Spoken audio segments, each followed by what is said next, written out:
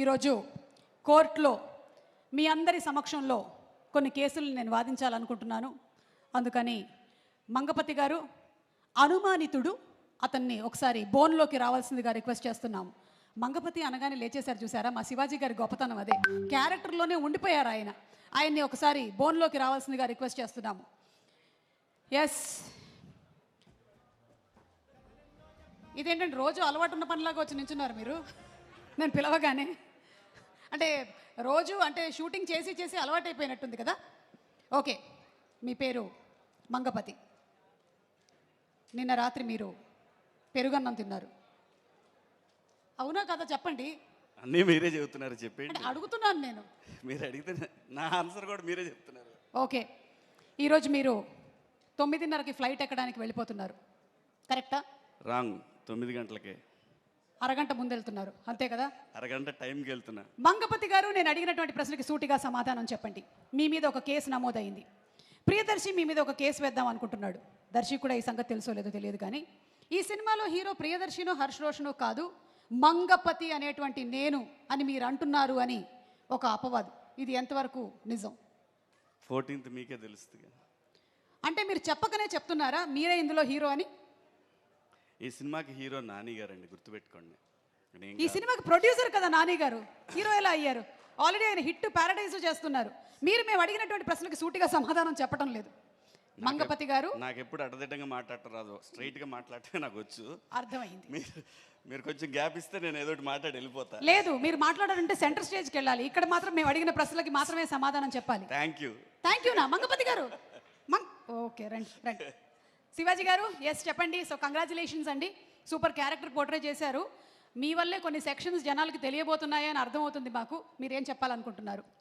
అందరికీ నమస్కారం అండి.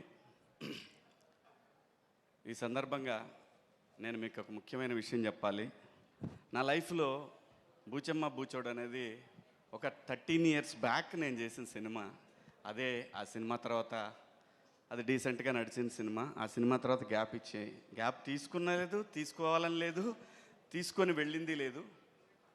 ఎందుకో అలా బయటకు వెళ్ళిపోయాను. ఆంధ్రప్రదేశ్ సమాజం ఏదో తెలియని ఒక అంటే నా మనసుకు దగ్గరగా ఉండే కొన్ని విషయాల మీద నాకు అమితమైన ప్రేమ ఉండి నేను పక్కకి వెళ్ళిపోయాను. 13 సంవత్సరాల తర్వాత నేను మళ్ళీ వెండితెర మీద ఫస్ట్ సినిమా నాకు అవకాశం ఇచ్చింది నాని గారు. ఇది ఆయనకి తెలియదు, కానీ నాకు మాత్రమే తెలుసు. అంటే డబ్బుల కోసం అయితే నేను ఎప్పుడూ చేసేవాడిని అండి, చాలా సినిమాలు చేసేవాడిని, చాలామంది దగ్గరికి వెళ్ళేవాడిని. నేను వెళ్ళి అడిగితే నాకు అవకాశాలు ఇచ్చేవాళ్ళు కూడా ఉన్నారు. కానీ నేను ఈ పరిశ్రమకు వచ్చిన తర్వాత ప్రతి అవకాశం నా దగ్గరకు వచ్చింది. అది నా అదృష్టం.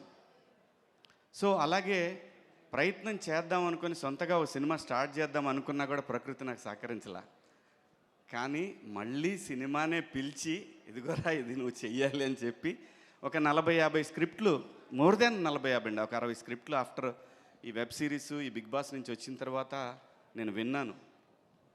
అందులో నాకు మొట్టమొదటిగా బాగా నచ్చింది Mangapathi character. That A artist అయినా కూడా ఒక గ్యాప్ వచ్చిన తర్వాత ఒక మంచి బ్యానర్లో ఒక మంచి సినిమాలో రావాలని కోరుకుంటాడు. భగవంతుడు నాకు ఆ విధంగా నాని గారి బ్యానర్లో నాకు ఈ అవకాశం ఇచ్చినందుకు నాని గారికి ఆ భగవంతుడికి ఇద్దరికీ కృతజ్ఞతలు తెలియజేసుకుంటున్నాను. ఇంకా ఈ సినిమా విషయానికి వస్తే,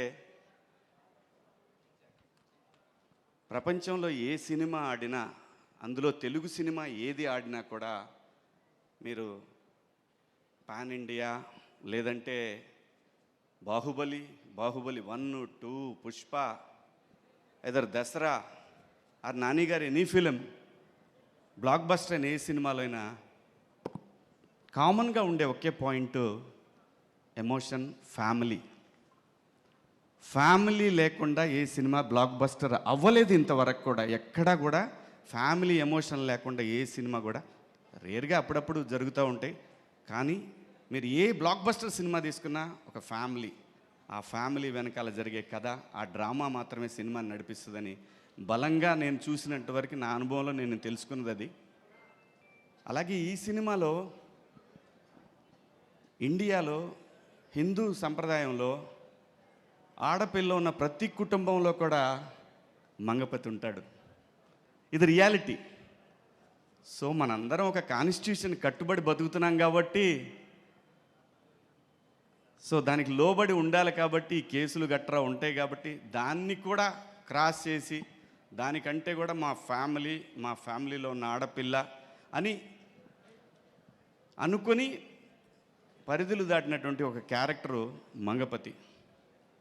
ఈ క్యారెక్టర్ ఇప్పుడు మీకు నార్మల్గా కనిపించవచ్చు, లేదంటే నాని గారు ఎలా ఇచ్చారో నాకు తెలీదు, కానీ అది నాకు చాలా పెద్ద పేరు తీసుకురాబోతుందని బలంగా నమ్ముతున్నాను. ఈ క్యారెక్టర్లో నేనే కాదండి, ఈ సినిమాలో ఏ క్యారెక్టర్ లేకపోయినా కూడా సినిమా ఆడదు.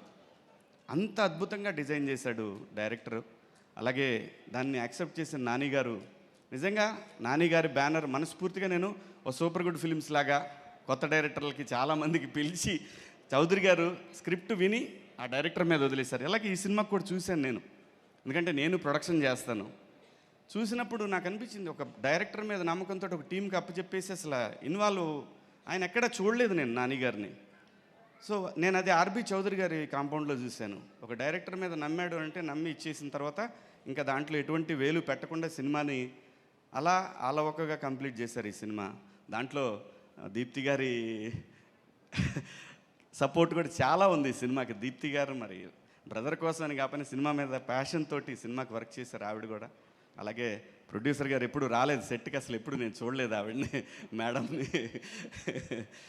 సో చాలా మంచి సినిమా అండి, చాలా మంచి సినిమా. అందరూ ఎంత బాగా చేశారంటే వాళ్ళిద్దరిని చూస్తే నాకు ఆ ఫ్రెష్ లవ్, మనం కూడా ఒకసారి వెనక్కి భగవంతుడు అవకాశం ఇస్తే వెనక్కి వెళ్ళి ఒక లవ్ స్టోరీ క్రియేట్ చేయాలి, మనమే పర్సనల్ లైఫ్లో ఒక లవ్ స్టోరీ ఉంటే బాగుంటుంది అని అనిపించేంత బాగుంది వాళ్ళ లవ్ స్టోరీ.